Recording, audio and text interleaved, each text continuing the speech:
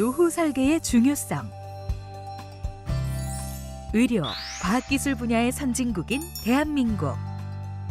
의료기술의 발전 덕분에 한국인의 기대 수명은 50년 전보다 20세가량 늘어났습니다.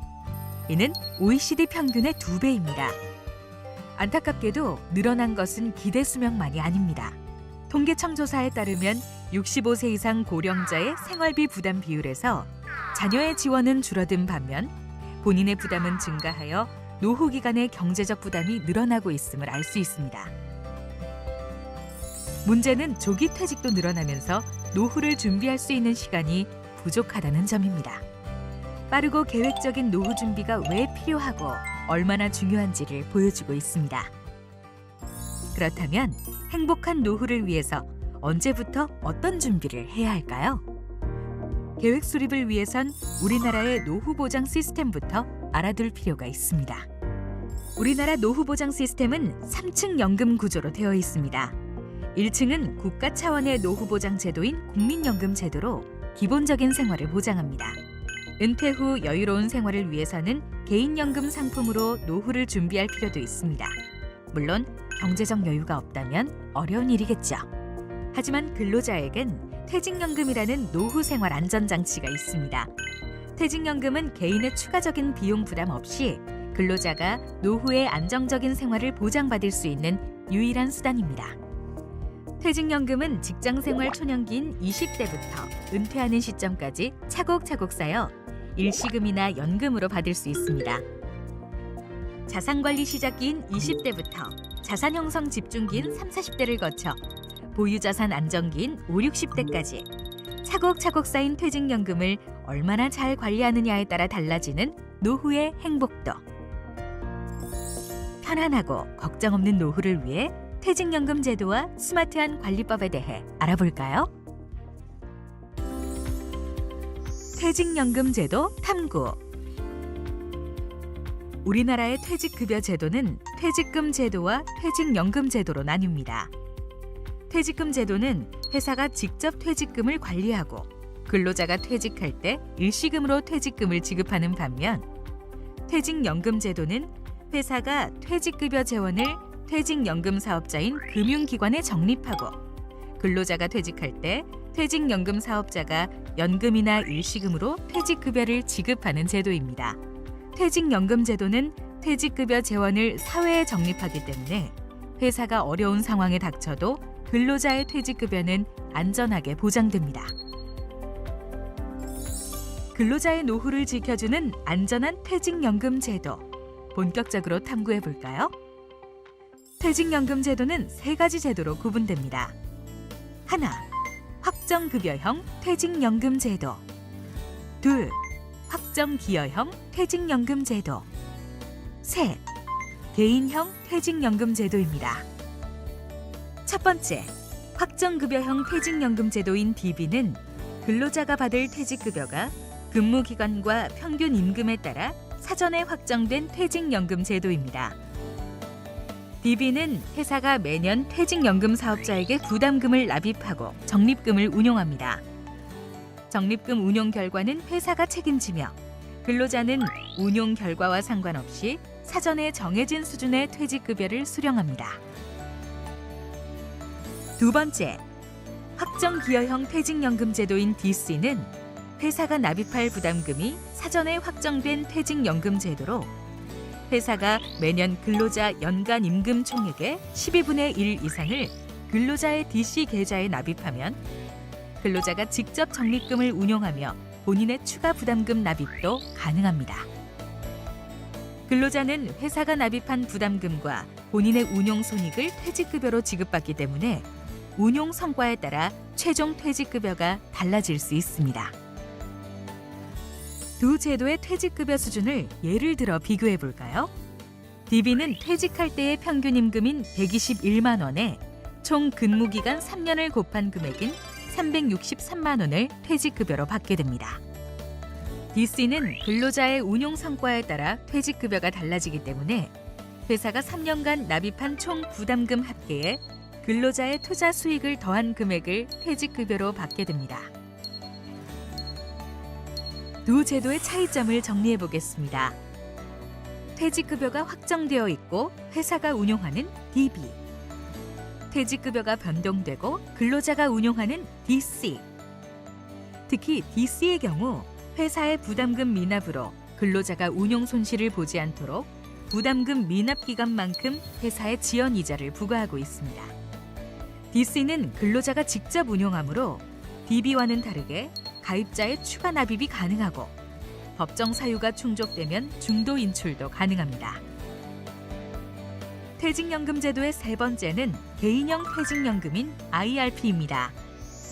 IRP란 근로자의 퇴직급여를 수령하거나 개인의 여유자금을 적립하여 노후자금으로 활용할 수 있는 퇴직연금 전용 계좌입니다. 퇴직연금 제도에 가입한 근로자는 퇴사 시 IRP 계좌를 통해서만 퇴직급여를 받을 수 있습니다.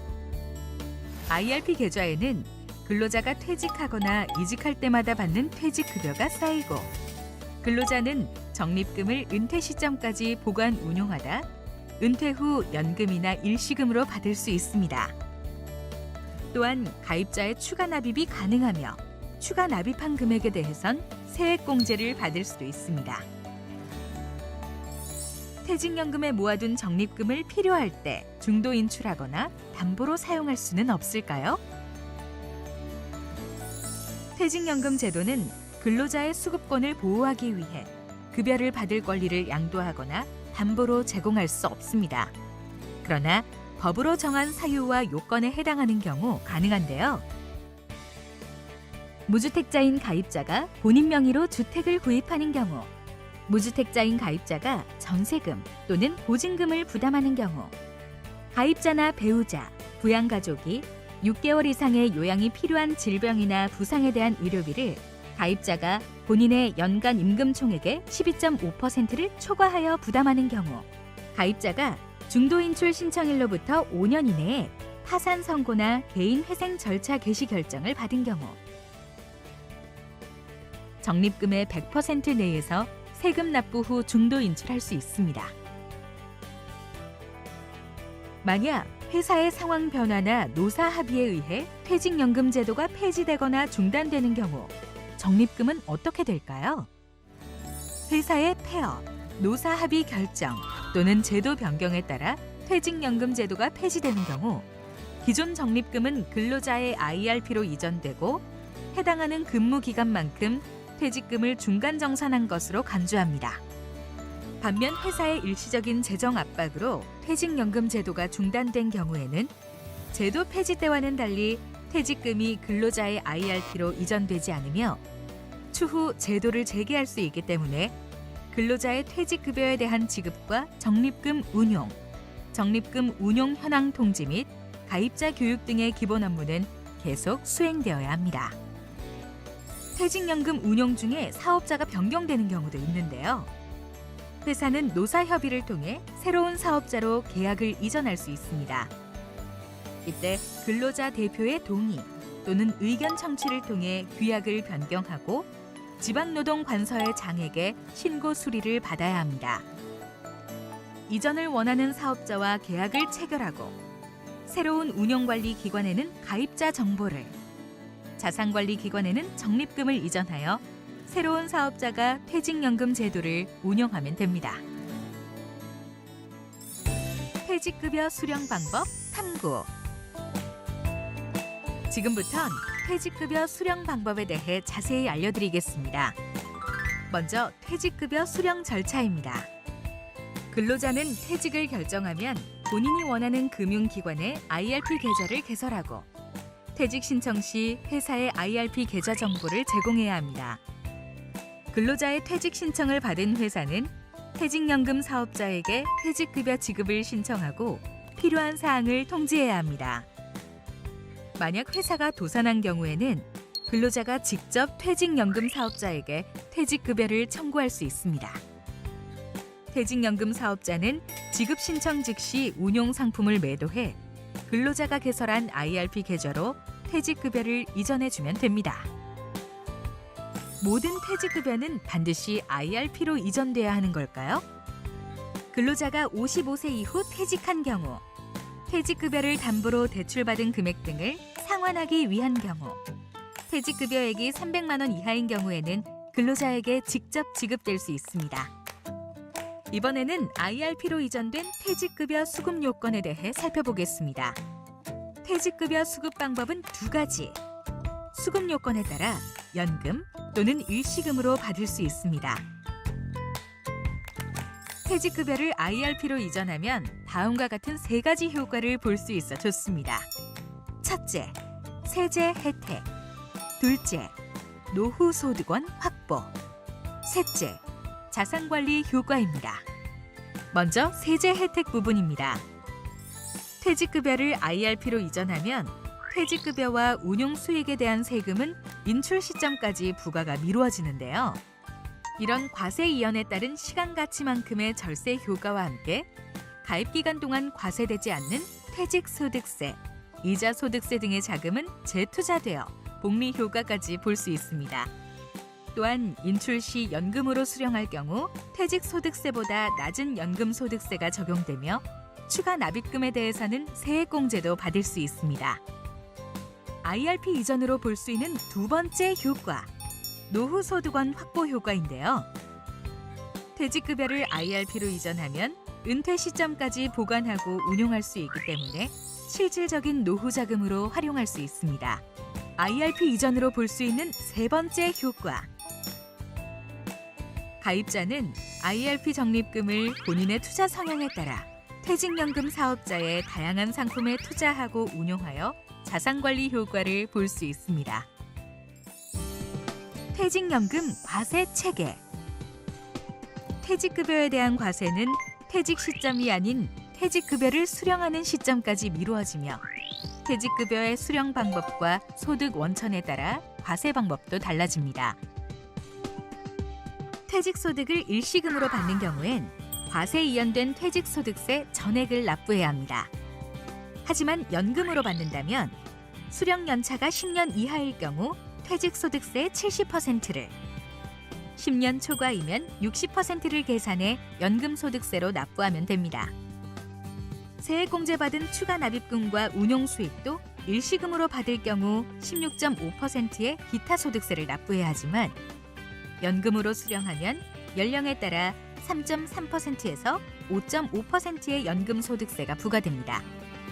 이때 연금 수령액이 연간 1,200만 원을 초과할 경우 종합소득 합산과세 대상이 되므로 종합소득세 관리가 필요한 가입자는 유의해야 합니다. 퇴직연금 운용투자 원칙. DC와 IRP 가입자는 퇴직연금 적립금을 직접 투자해 운용할 수 있습니다. 투자에 앞서 먼저 자신의 투자 성향을 진단해야 합니다. 투자 성향은 안정형, 안정추구형, 중립형, 수익추구형, 고수익추구형으로 분류되는데 투자 성향에 따라 원리금 보장형 상품과 실적 배당형 상품 구성 비율을 결정하면 됩니다. 전문가들은 퇴직연금 적립금 투자 방법으로 장기 적립식 투자와 분산 투자를 추천하는데요.